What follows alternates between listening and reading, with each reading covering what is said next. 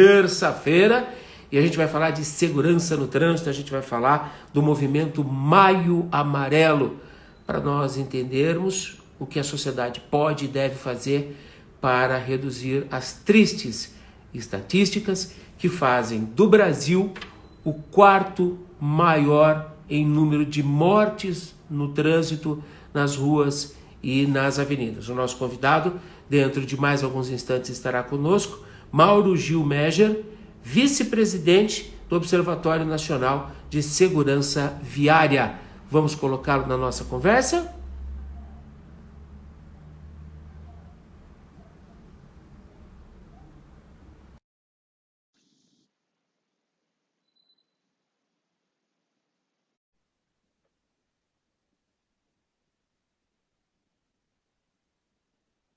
Agora vai. Agora deu certo.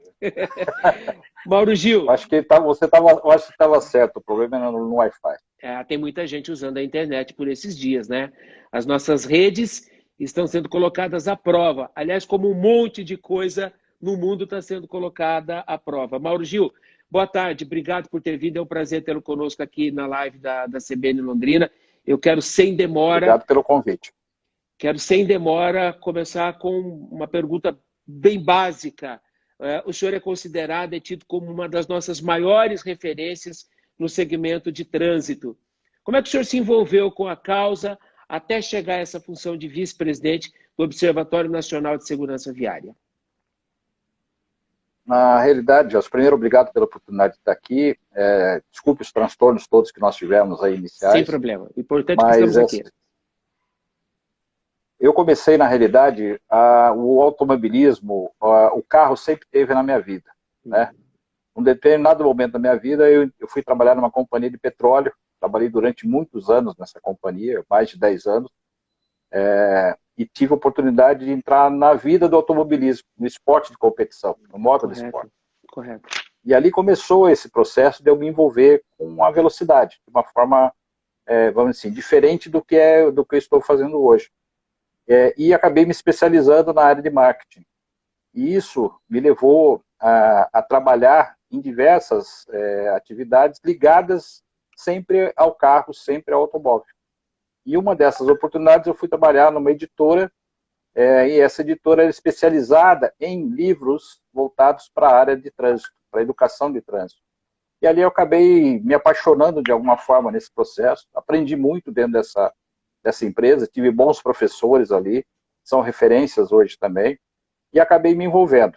Num determinado momento dessa minha história, eu fui convidado pelo presidente do observatório, que é o Ramalho, ele não tinha criado ainda o observatório, me chamou para uma reunião em São Paulo, eu tive o prazer de ir nessa reunião, e ele me apresentou o projeto do observatório. E foi interessante, porque terminou a apresentação, ele virou para mim e falou assim: o que você achou? Eu falei, pô, fantástico, se a gente conseguisse implementar isso no Brasil, né, da forma como você colocou, voltado para a educação, voltado para a pesquisa, voltado para todo o processo de intervir também nas leis para poder, de alguma forma, contribuir para a melhoria do trânsito, eu falei, seria fantástico. Falei, que bom que você gostou, você vai ser o meu vice-presidente. Falei, pô, cara, mas por quê? Falei, porque eu preciso de um cara que pareça comigo, que tenha o mesmo trabalho que eu faço, entendeu? E se eu tiver qualquer problema, isso vai ter uma continuidade. E fica muito mais fácil eu falar a mesma língua com quem me entende, do que eu tentar convencer uma pessoa daquilo que eu quero fazer para melhorar o trânsito no Brasil. E aí nós viramos parceiros e estamos juntos até hoje. Há quanto tempo já tem o trabalho do Observatório, Mauro? Nós temos 10 anos. Nós começamos em 2010. E hoje eu posso dizer com certeza, Gelson, que o Observatório é a maior entidade, ou a maior ONG, a maior ONG de trânsito do Brasil. Tá?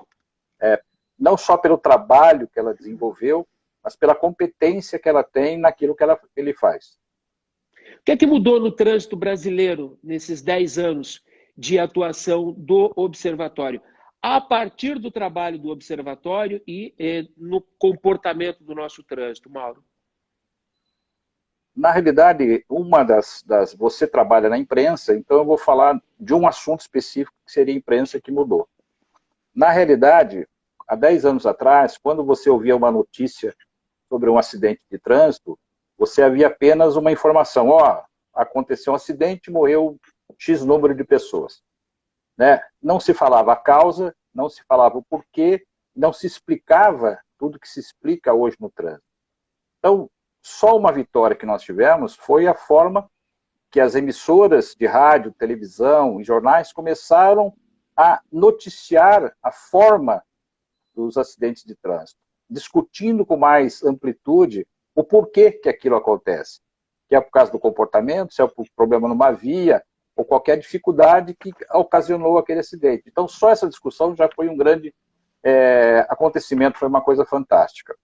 Uma outra coisa que aconteceu, graças ao trabalho do Observatório, e aqui eu falo do Maio Amarelo especificamente, hoje nós tínhamos apenas uma data sendo discutida ou sendo falada de trânsito, que era a Semana Nacional do Trânsito. Nós tínhamos uma semana durante o ano inteiro para trabalhar os assuntos de coisas, de acidentes que acontecem todos os dias, e a todas as horas, e a todos os instantes na nossa vida. E com a entrada do Maio Amarelo, todas as entidades que lideram com o trânsito, que trabalham com o trânsito, sejam instituições municipais, estaduais ou federais, passaram a se envolver e criar programações mais específicas de educação para o trânsito. Então, se nós pararmos para analisar o que era 10 anos atrás, o que é hoje, a gente vai enxergar que hoje você ouve muito mais falar de trânsito, dos problemas que o trânsito causa, das mortes que nós temos no trânsito. Você discute isso de uma forma muito mais acentuada, porque as entidades também passaram a tratar o assunto de uma forma muito mais importante, dando a relevância que esse assunto tem que ter. Então, a mudança foi categórica. E nós pudemos, nesses 10 anos, influenciar diversos processos da legislação. Como, por exemplo, nós tivemos uma participação no processo da Lei Seca. Nós tivemos a condição de trabalhar também na formatação dessa lei. Então, são vários aspectos que a gente passou a trabalhar junto com os órgãos de instituições de trânsito para melhorar o trânsito, ou as condições de trânsito de uma forma geral no Brasil. Aliás, Mauro, o trânsito já está na nossa rotina, né? O discutir o trânsito está na nossa rotina, até porque você não tem como ignorar 40.721 mortes só em 2019, segundo a seguradora Líder. Nós somos o quarto país em número de óbitos, atrás apenas de China e Índia, que têm populações muito maiores do que a gente, e da Nigéria. Como enfrentar esses números, Mauro? Por onde começar? Educação? Na realidade, nós temos duas formas de pensar esse problema. Um primeiro problema são aqueles que já estão no trânsito há muito tempo. E isso é tratado como um problema de comportamento. Uhum. Né? As pessoas já estão acostumadas a cometer, vamos dizer assim, deslizes no trânsito. A se portar mal no trânsito, né? A se portar mal no trânsito. E a outra etapa é a parte da educação. São as pessoas que ainda não entraram no trânsito. São os jovens, são as crianças. Enquanto, se nós tivermos um trabalho acentuado com essas crianças e esses jovens, nas escolas, na formação deles, consequentemente, quando eles forem compartilhar o trânsito com a gente, nós vamos ter uma nova safra, vamos chamar assim, de gente que respeita mais a legislação, que respeita mais as regras, consequentemente, pessoas mais conscientes.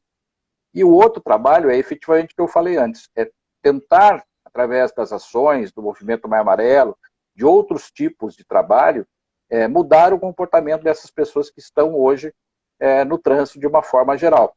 E já estão, assim, vamos dizer assim, acostumadas a tratar o trânsito, ou a ver o trânsito de uma forma diferente, com menos segurança. Quem são os principais parceiros do Observatório Nacional de Segurança Viária? A gente está falando de iniciativa privada, estamos falando de governos, estamos falando de órgãos públicos e privados, sociedade civil organizada?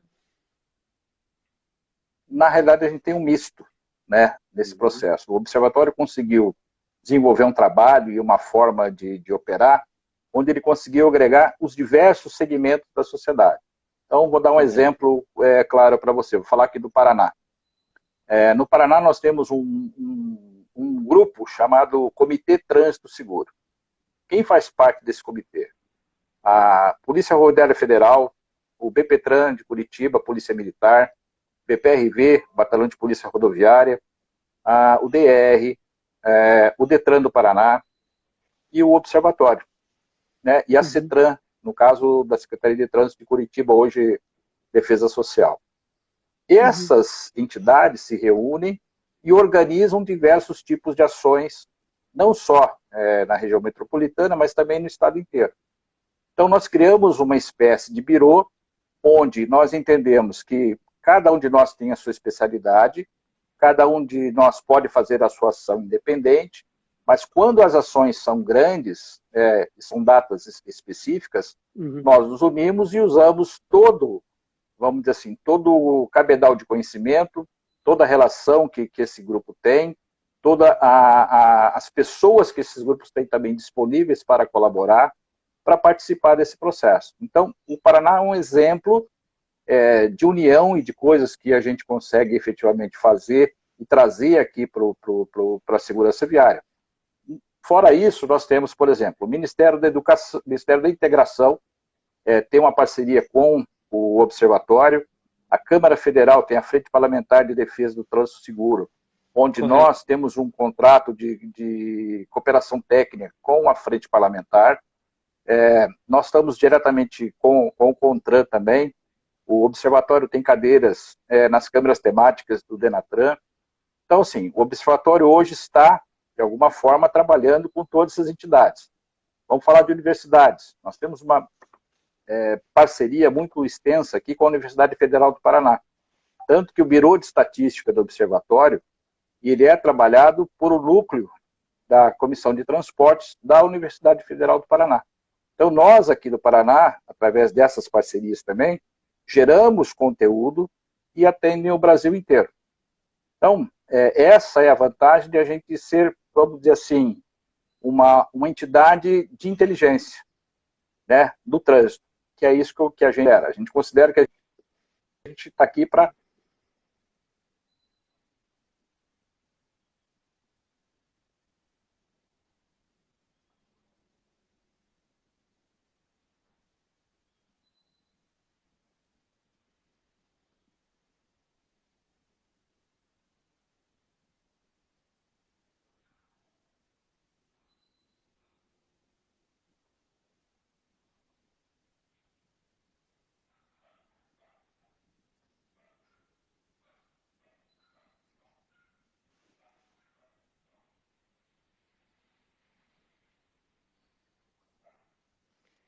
Mauro, a propósito de exemplo, e você já citou alguns deles, eu não me lembro exatamente qual foi o ano, mas ainda no exercício da reportagem para a televisão, eu produzi um material sobre a criação da primeira vara de trânsito, o primeiro juizado de trânsito do Brasil, que foi em Curitiba.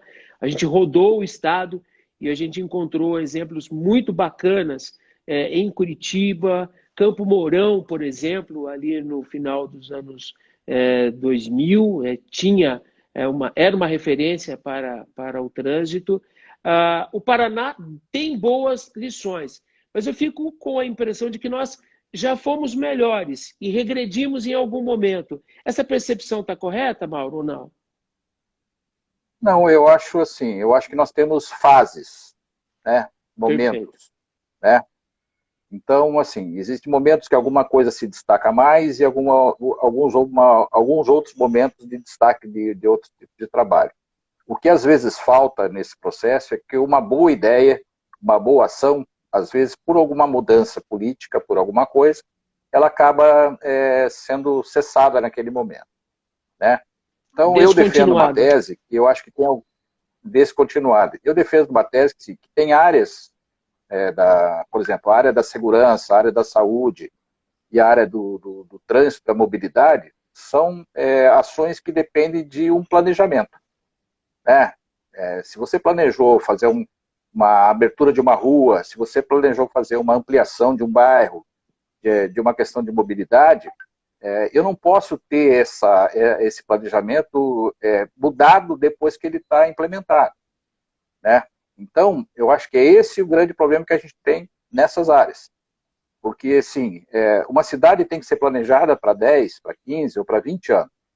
E você tem que ali ter a noção daquilo que está acontecendo. Então, eu não posso, a cada 4 anos, por exemplo, sentar e dizer assim, puta, ó, eu não quero mais fazer isso aqui porque a rua não pode virar para a esquerda, tem que virar para a direita. Né? Tudo tem um porquê. Né? E enquanto aqui nós estamos discutindo essa questão do comportamento, lá fora, na Europa principalmente, eles estão falando na visão zero. O que é a visão zero? É você não discutir mais o comportamento das pessoas, né? Porque o acidente, invariavelmente, ele pode vir a acontecer, mas fazer com que você não tenha mortes no trânsito. Então, é você adotar na cidade regras, né? E projetos, estudos minuciosos que você, por exemplo, colocando uma sinalização diferente, ampliando uma curva, você consiga evitar a morte. Então, eles estão num degrau muito acima do nosso. Né? E é esse modelo que a gente tem que começar a pensar. Né? De que maneira a gente pode fazer com que esses processos que você falou que eram bons, e os que são bons onde, continuem acontecendo, porque eles vão ter um resultado final, que é salvar vidas.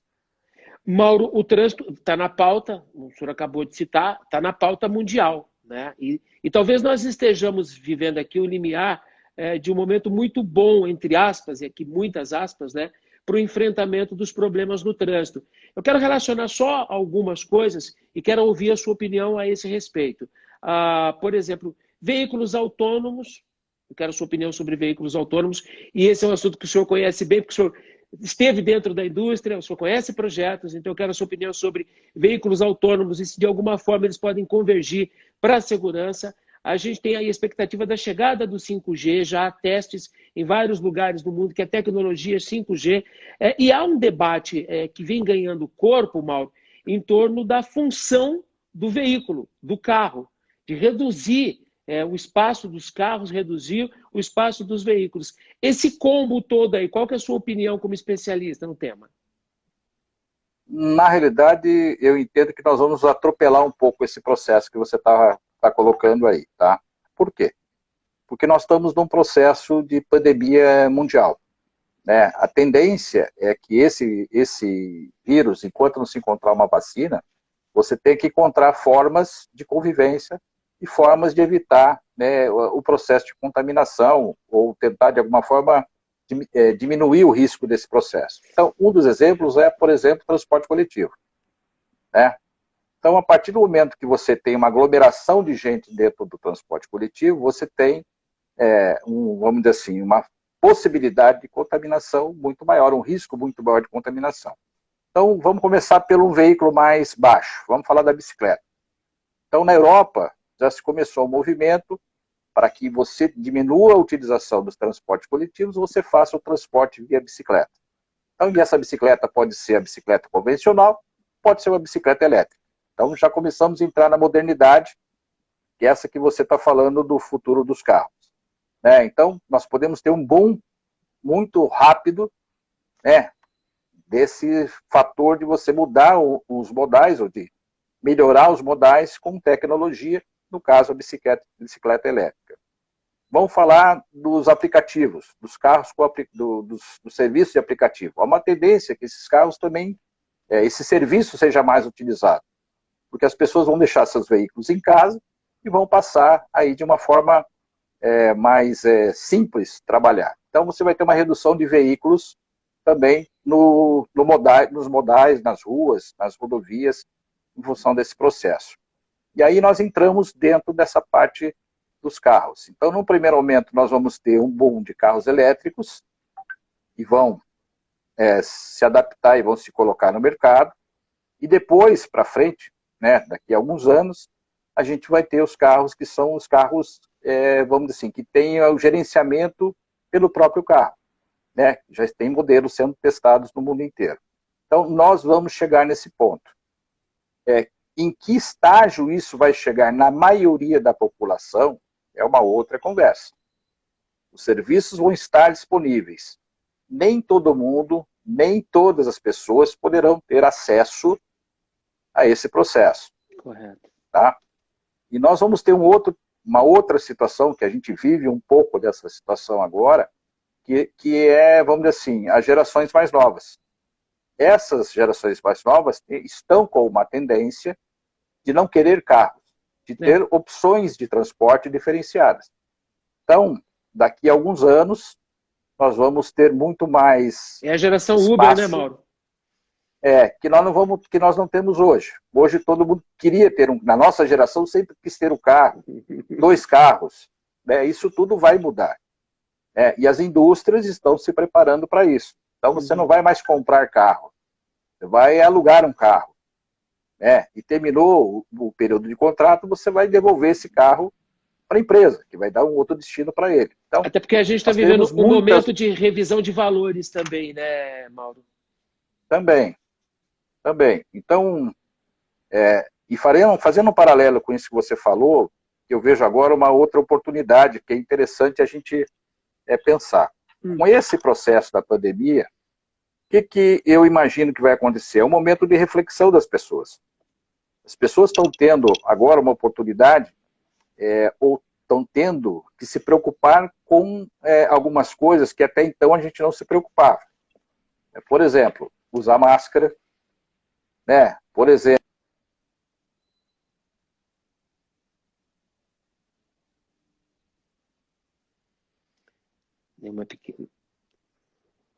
então a tendência é que o trânsito, que as pessoas também passem a enxergar o trânsito como alguma coisa de risco, que é o que a campanha do Maio Amarelo desse ano fala. Perceber o risco e proteger a vida. Então nós estamos começando a entender que nós temos que nos cuidar, que nós temos que prestar atenção nas condições de saúde que a gente tem. Se você está numa faixa de risco, se você não está, você está começando a entender um pouco mais, que você tem que se preocupar com você para preservar a sua vida. Então, há uma tendência e eu espero que isso aconteça, que esses acidentes comecem a diminuir em função também da percepção de risco das pessoas. Ô Mauro, você já respondeu parte das 2 últimas questões que eu tenho para você. Primeiro, de como a pandemia, esse momento de revisão de valores e de estratégias, pode interferir nas questões de trânsito. A gente já sabe, por exemplo, que tem menos carro rodando. O número de acidentes de trânsito caiu porque nós temos menos carro rodando. Ao passo em que as pessoas estão passando a entender que elas podem conduzir as suas vidas sem carro. Essa é uma resposta. Primeiro, pandemia. E aí? Onde é que convergem com as políticas de prevenção e redução de mortes no trânsito? Na realidade, assim, eu só quero voltar num ponto que você falou. Você falou de estatística, que está diminuindo o volume de carro e você está diminuindo o número de acidentes. Hoje eu fiz uma conversa com o pessoal da BRF, uma palestra lá para algumas pessoas. E a gente apresentou uma pesquisa, que foi resultado do trabalho feito já dentro do tempo da Covid, pela PRF. E ali realmente o fluxo diminuiu em torno de 50%. O número de mortos reduziu em torno de 16%, comparado no período de 2020 contra 2019. Mas se a gente parar para analisar, 16% não é nada. Não é nada.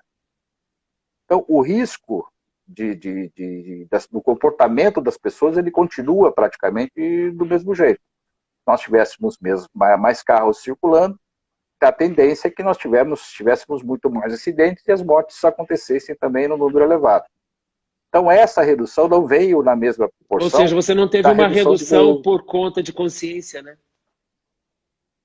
Justamente. Então, esse é o primeiro indicativo que eu queria passar para você. Eu respondi uma pergunta semana passada de uma pessoa que diz, eu não acredito que mude o comportamento. Eu já acho diferente. Eu acho que esse é um momento de reflexão. Nós não estamos tendo algumas boas notícias, a gente não tem, assim, coisas que a gente possa se alegrar durante 2 dias seguidos, mas a gente tem que aproveitar esse momento e ter um pouco de otimismo também, de achar que tudo que está acontecendo tem que ser tirado coisas boas e coisas que podem, de alguma forma, melhorar a nossa vida daqui para frente. E nós temos que entender que a vida faz diferença, né? Seja para quem for, seja para o nível social que ela tenha, entendeu? Então, esse é um momento que a gente tem que entender que a vida vale mais do que qualquer outro tipo de situação. Nós estamos longe das nossas famílias, nós estamos longe dos nossos pais, nós estamos longe, às vezes, dos nossos filhos. Quer dizer, por quê? Porque nós estamos num momento que a gente tem que repensar. Então, quanto isso pode ser prejudicial na frente se a gente continuar com o mesmo tipo de comportamento? Por que eu vou arriscar mais do trânsito se eu tenho essa necessidade de refletir dessa convivência que a gente está perdendo? Então, eu acho que vai ser um momento que a gente vai sair ganhando e vai haver uma redução de acidentes em função desse momento e de reflexão que todos nós estamos vivendo. Ô Mauro, para encerrar, eu tenho certeza que quando o Observatório Nacional de Segurança Viária pensou o movimento Maio Amarelo, a edição 2020 do Maio Amarelo, nós vivíamos uma realidade, e essa realidade mudou brutalmente e tem mudado muito rapidamente. O movimento, a campanha Maio Amarelo desse ano, de alguma forma, ela passou por algum ajuste ou alguma adaptação em função da pandemia? Trabalho comprometido, como é que ficou? Nós jogamos todas as ações presenciais que nós tínhamos para setembro, né? Em vez de ter uma Semana Nacional do Trânsito, a gente vai ter um mês do trânsito, né? Juntando o Maio Amarelo e a Semana Nacional do Trânsito. E nós estamos focados totalmente nas mídias digitais. Nós temos o Face do Maio Amarelo Paraná, onde a gente tem incentivado as pessoas, de alguma forma, a mandarem as suas mensagens, de postarem alguma coisa vinculada ao Maio Amarelo. E, cara, assim, tem sido espetacular. A gente tem visto cada manifestação, cada vídeo, cada situação, assim, que, cara, é empolgante. E nós não vamos deixar de estar nas redes sociais do mês de maio até o mês de setembro. Então, fica aqui o convite para que todos entrem no nosso Face, curtam a nossa página, participem mandando mensagens, entendeu? E vejam o tipo de envolvimento que as pessoas estão tendo dentro do Maio Amarelo Digital. Então, nós estamos no Maio Amarelo Digital. Nós não deixamos de falar de segurança viária, nós não deixamos de tentar salvar vidas, né? Só que de uma forma muito mais envolvente, vamos chamar assim. Porque hoje está todo mundo ligado, né? Está todo mundo na internet, está todo mundo na net. Então, fazer o que nós estamos fazendo é uma forma de transmitir e trazer essas pessoas também a participarem em setembro dessas ações com a gente. Perfeito, perfeito. Mauro Gil Meger, vice-presidente do Observatório Nacional de Segurança Viária, gratidão pela sua contribuição com o nosso projeto, com a nossa live aqui do CBN Entrevista. Eu espero pela oportunidade de conhecê-lo pessoalmente em breve, de revê-lo, para a gente tratar de trânsito e que com números melhores, com mais consciência emanando das pessoas, já que o momento é um convite à reflexão e à revisão de valores, hein? Valeu, obrigado. Estou à disposição já quando vocês precisarem, tá? E perceba o risco e proteja a vida. Maio Amarelo Digital 2020.